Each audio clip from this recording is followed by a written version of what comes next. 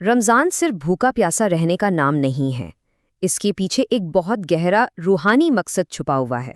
تو آخر اس کا اصل مقصد کیا ہے؟ چلیں ایک بہت ہی کلاسک خطبے کی مدد سے اس کی گہرائی میں اترتے ہیں۔ پیغمبر اسلام نے اس مقدس مہینے کا استقبال ان الفاظ سے کیا۔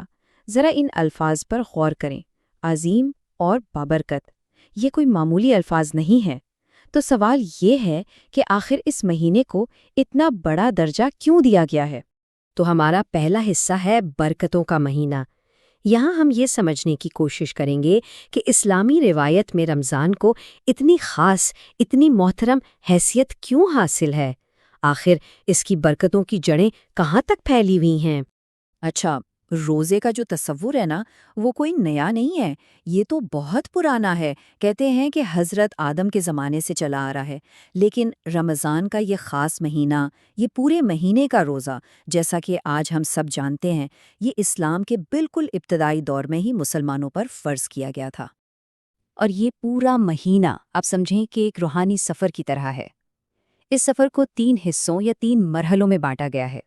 پہلا عشرہ یعنی پہلے 10 دن رحمت کے ہیں، پھر بیچ کے 10 دن مغفرت کے، اور آخر کے 10 دن وہ ہیں جہنم کی آگ سے نجات پانے کے۔ تو اب آتے ہیں دوسرے حصے پر، روزے کا جوہر۔ آخر یہ روزہ ہے کیا؟ عربی میں ایک لفظ ہے صوم۔ اس کا مطلب کیا ہے؟ اور یہ صرف بھوکے پیاسے رہنے سے بڑھ کر ایک گہری روحانی مشق کیسے بن جاتا ہے؟ آئیے اس کی اصل حقیقت کو سمجھتے ہیں۔ دیکھیں، عربی زبان میں روزے کے لیے جو لفظ ہے صوم، اس کا بالکل سادہ سا مطلب ہے رک جانا، ٹھہر جانا، جیسے ہوا چلتے چلتے رک جائے یا ایک دوڑتا ہوا گھوڑا ایک دم ساکن ہو جائے، بس رک جانا۔ لیکن اسلام میں یہ رک جانا صرف کھانے پینے تک محدود نہیں ہے، اس کا ایک گہرا روحانی مطلب بھی ہے۔ ایک طرف تو ہم فجر سے مغرب تک کھانے پینے سے رکتے ہیں، لیکن دوسری طرف یہی عمل ہمارے لیے گناہوں کے خلاف ایک ڈھال بن جاتا ہے۔ یہ ہمیں اپنی خواہشات پر، اپنے نفس پر قابو پانا سکھاتا ہے، اور اس سے ہماری روح پاک ہوتی ہے۔ اور یہ بات اس قول سے اور بھی واضح ہو جاتی ہے کہ ہر چیز کی ایک زکوٰۃ ہوتی ہے، اور جسم کی زکوٰۃ روزہ ہے۔ مطلب جس طرح زکوٰۃ ہمارے مال کو پاک کرتی ہے، بالکل اسی طرح روزہ ہمارے جسم کو اندر سے صاف کرتا ہے، اسے گناہوں اور ناپاکیوں سے پاک کر دیتا ہے۔ ٹھیک ہے، تو ابھی چلتے ہیں تیسرے حصے کی طرف، بے حساب اجر۔ جب اتنی محنت ہے، اتنا خود پر قابو پانا ہے، تو اس کا انعام کیا ہے؟ اور اللہ کا وعدہ ہماری سوچ سے بھی کہیں بڑا ہے۔ اس مہینے کی برکت کا اندازہ صرف اس ایک بات سے لگا لیں کہ رمضان میں کیا گیا ایک فرض عمل دوسرے مہینوں میں کیے گئے 70 فرض اعمال کے برابر ثواب رکھتا ہے۔ سوچیں، نیکیوں کی ویلیو 70 گنا بڑھ جاتی ہے۔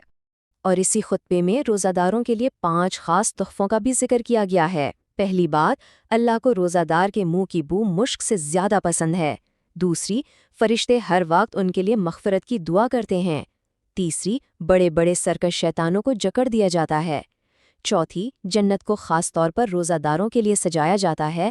اور پانچویں، مہینے کی آخری رات ان کی مکمل مغفرت کر دی جاتی ہے۔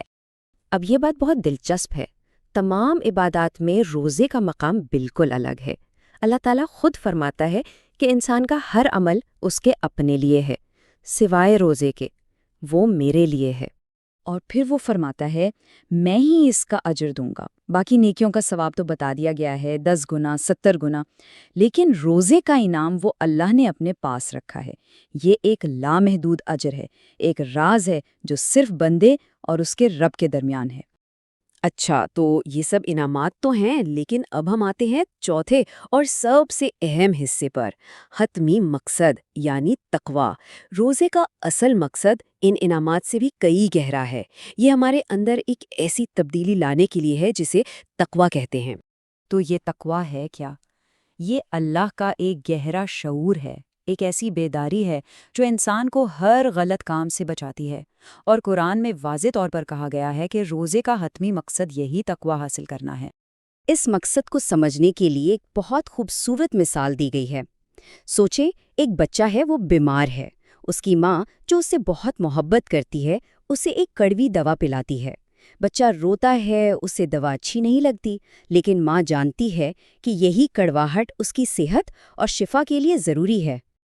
بالکل اسی طرح اللہ جو ہم سے 70 ماؤں سے بھی زیادہ محبت کرتا ہے، وہ ہمیں بھوک اور پیاس کی اس عارضی مشقت سے گزارتا ہے۔ کیوں؟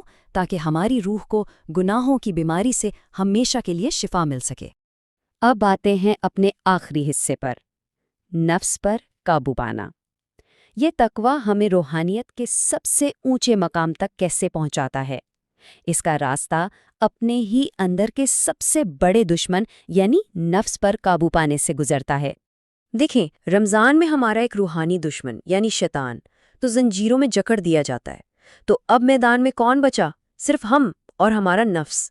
اور روزہ یعنی یہ جو بھوک کی تلوار ہے، یہی اس نفس کو قابو کرنے کا سب سے بہترین ہتھیار ہے۔ اور جب انسان اپنے نفس پر قابو پا لیتا ہے تو وہ احسان کے درجے تک پہنچ سکتا ہے۔ یہ ایمان کا سب سے اونچا مقام ہے۔ اس کی تعریف کیا ہے؟ اللہ کی عبادت ایسے کرو گویا تم اسے دیکھ رہے ہو، اور اگر تم اسے نہیں دیکھ سکتے تو یہ جانو کہ وہ تمہیں دیکھ رہا ہے۔ یہ دوسرا حصہ، یہ احساس کہ میرا رب مجھے ہر لمحہ دیکھ رہا ہے، یہی روزے کی اصل روح ہے۔ جب ایک انسان بالکل تنہا ہو اور کوئی اسے نہ دیکھ رہا ہو، تب بھی وہ صرف اس لیے کھانے پینے سے رکا رہتا ہے کیونکہ اسے یقین ہے کہ اس کا رب اسے دیکھ رہا ہے۔ اور یہیں پر ہمارے لیے آخری اور سب سے اہم سوال پیدا ہوتا ہے۔ اگر رمضان کے ان 30 دنوں میں میرا رب مجھے دیکھ رہا ہے کہ یہ شعور ہمارے اندر پیدا ہو جائے، تو یہ ہماری زندگی کے باقی 11 مہینوں کو کیسے بدل سکتا ہے؟ اصل میں رمضان کا مقصد یہی ہے، ایک ایسی تبدیلی جو 1 مہینے کے لیے نہیں بلکہ ہمیشہ کے لیے ہو۔